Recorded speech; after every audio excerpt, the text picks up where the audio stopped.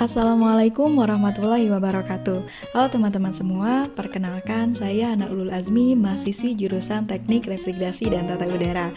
Melanjutkan materi parameter psikrometri, di sini saya akan menjelaskan materi tentang proses-proses dasar udara. Jadi, perlu kita tahu bahwa di udara terdapat beberapa proses dasar, seperti heating, cooling, humidifikasi, dehumidifikasi, heating dehumidifikasi, cooling dehumidifikasi, heating humidifikasi, dan cooling humidifikasi. Namun sebelumnya, saya akan menjelaskan terlebih dahulu mengenai kalor.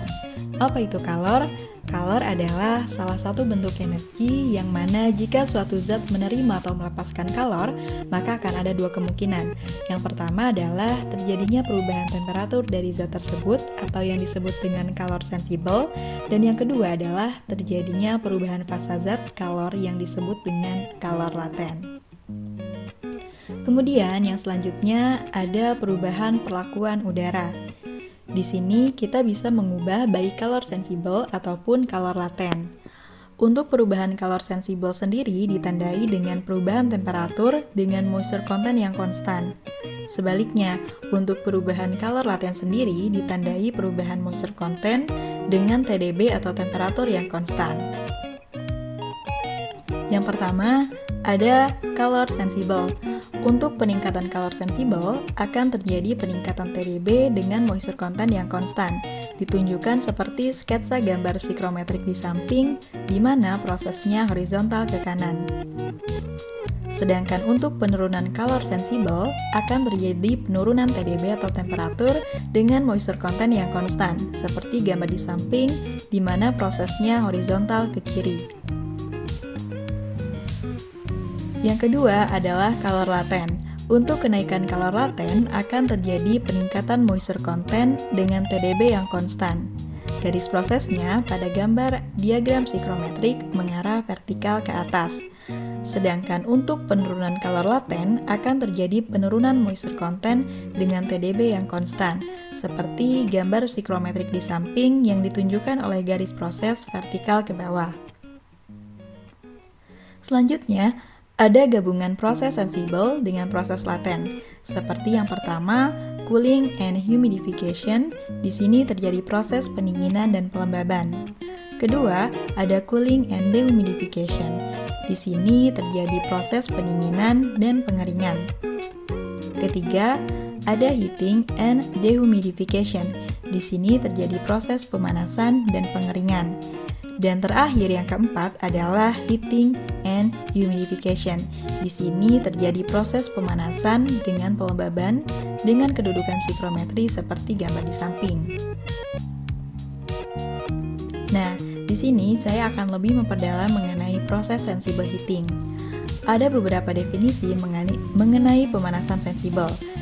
Jadi, seperti yang telah dijelaskan sebelumnya bahwa pemanasan sensibel dimaksudkan untuk meningkatkan temperatur bola kering atau TDB atau memanaskan udara tanpa terjadi perubahan kadar uap air di dalam udara hasil proses.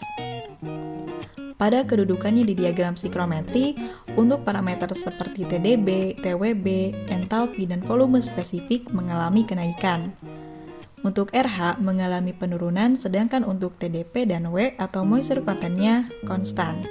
Untuk lebih jelasnya, simak plottingan langsung pada psikrometrik berikut.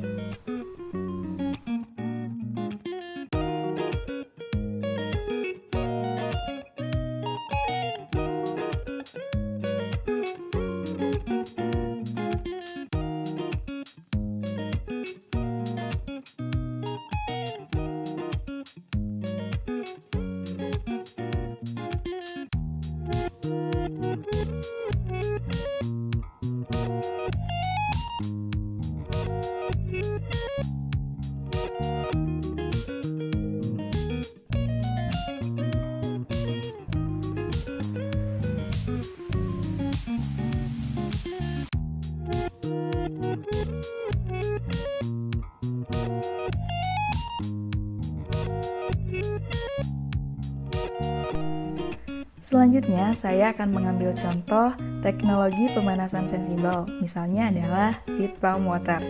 Heat pump adalah sebuah pemanas yang bekerja dengan cara memindahkan panas dari suatu tempat atau lingkungan ke tempat yang lain. Dalam kasus ini, panas yang ada di luar rumah akan dipindahkan ke komponen utama untuk digunakan memanaskan air. Berikut adalah cara kerjanya. Yang pertama, udara panas yang berada di lingkungan akan diserap menggunakan kipas lalu disalurkan menuju evaporator. Selanjutnya, evaporator akan memproses dan mengubah refrigeran cair menjadi gas hingga terjadi penguapan dan menghasilkan kalor. Selanjutnya, kalor akan diserap lalu disalurkan menuju kompresor. Pada kompresor, refrigeran yang berasal dari evaporator akan dinaikkan tekanan dan temperaturnya, kemudian akan dialirkan menuju kondensor atau pemanas. Memanfaatkan kondensor, refrigeran yang telah dinaikkan suhu dan tekanannya tersebut akan dilepaskan dalam bentuk cair ke air yang akan dipanaskan, sehingga air pun akan mengalami kenaikan suhu atau menjadi panas. Untuk teknologi yang kedua adalah teknologi pemanas ruangan. Gambar di samping menunjukkan komponen utama sistem pemanas air panas. Pada boiler, minyak panas atau gas alam membakar dan memanaskan air. Pompa sirkulasi mengalirkan air panas ke radiator di tiap ruangan. Air panas memberikan energi panas pada radiator melalui konduksi. Saat pipa menjadi panas, pipa membuat udara di ruangan hangat melalui konduksi dan radiasi. Udara panas naik dan terjadi arus konveksi di tiap ruangan. Setelah memberikan energi panas yang cukup pada ruangan, air yang dingin kembali ke dalam boiler dan siklus tersebut diulang kembali. Untuk suhu dikontrol melalui termostat. Salah satu jenis termostat seperti termometer dengan lempengan kuningan dan baja diikat dalam gulungan. Saat sistem pemanas menyala, gulungan tersebut akan panas. Dua logam tersebut memuai dengan laju yang berbeda, dan gulungan berotasi. Hal ini membuat saklar mematikan sistem pemanas. Ketika ruangan menjadi dingin, gulungan tersebut berotasi kembali ke posisi berlawanan sampai menekan saklar untuk menyalakan kembali pemanas ruangan.